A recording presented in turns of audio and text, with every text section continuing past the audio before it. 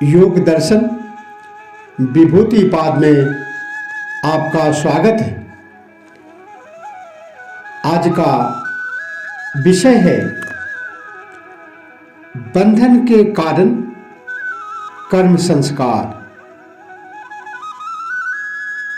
कर्म संस्कार की शिथिलता से और चित्त की गति का भली भांति ज्ञान होने से चित्त का दूसरे के शरीर में प्रवेश किया जा सकता है।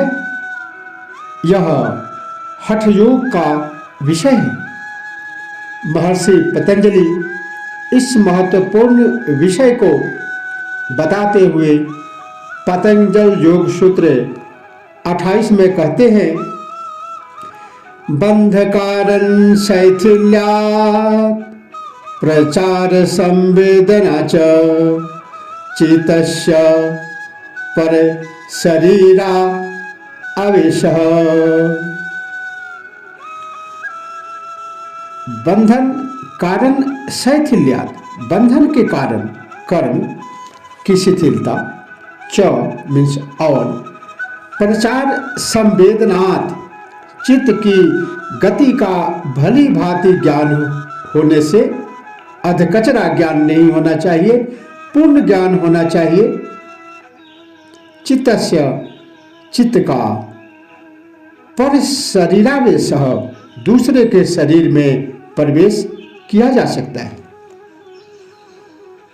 महर्षि पतंजलि का कहना है, बंधन के कारण जो कर्म संस्कार है उसकी शिथिलता से और चित्त की गति का भली भांति अच्छी ज्ञान होने से चित्त का दूसरे के शरीर में प्रवेश किया जा सकता है। प्रत्येक कर्म अपना फल अवश्य देता है। संसार में रहकर जो भी सद असद कर्म किए जाते हैं वे सभी संस्कार रूप में चित्त में विद्यमान रहते हैं, जिनके फल को भोगना अनिवार्य है। बिना भोगे इससे छुटकारा नहीं होता। इसीलिए ये कर्म संस्कार चित्त के बंधन का कारण है। इन्हीं कर्म संस्कारों से आसक्ति पैदा होती है, जिससे हम अपने घर, परिवार, समाज आदि से बंधे रहते हैं। कोई हमें बांधता नहीं है। जब आसक्ति छूट जाती है तो ये कर्म बंधन शिथिल हो जाते हैं। योगी समाधि की अवस्था में इन कर्म संस्कारों, आसक्ति तथा वासना को जान लेता है तथा निरोध परिणाम स्वरूप वह इनकी शक्ति को छीन कर देता है। इससे चित्त की शरीर के प्रति जो पकड़ थी वह छूट जाती है तथा चित्त इन बंधनों से मुक्त हो जाता है। साथ ही योगी को चित्त की गति का भी ज्ञान हो जाता है कि इसका एक शरीर से दूसरे शरीर में किस प्रकार तथा किस मार्ग से प्रवेश होता है। इसके ज्ञान से वह चित्त को अपने शरीर से बाहर निकालकर शून्य में भ्रमण कर सकता है तथा दूसरे के शरीर में भी प्रवेश कर सकता है, जिसे पर काया प्रवेश कहते हैं। पर काया प्रवेश की बहुत सुंदर विधि महर्षि पतंजलि ने इसमें बताया है। ऐसा प्रवेश मृत शरीर में ही संभव है, जिसकी मृत्यु को अधिक समय न हुआ हो, अन्यथा वह शरीर विकृत हो जाता है। शंकराचार्य का राजा सुधन्वा के शरीर में प्रवेश तो प्रसिद्ध है ही, किंतु अन्य योगियों के भी ऐसे उदाहरण मिलते हैं।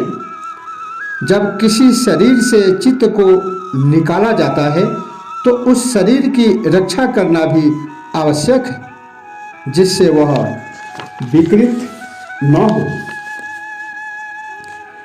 यदि कोई योगी सदा के लिए दूसरे शरीर जो ग्रहण करना चाहता है तो भी इस विधि से कर सकता है। इस प्रकार योगी हजारों वर्षों तक जीवित रह सकता है।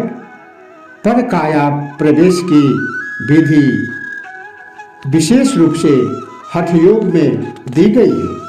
महर्षि पतंजलि ने इस विधि को अपने जीवन में अपनाया, जाना, परखा और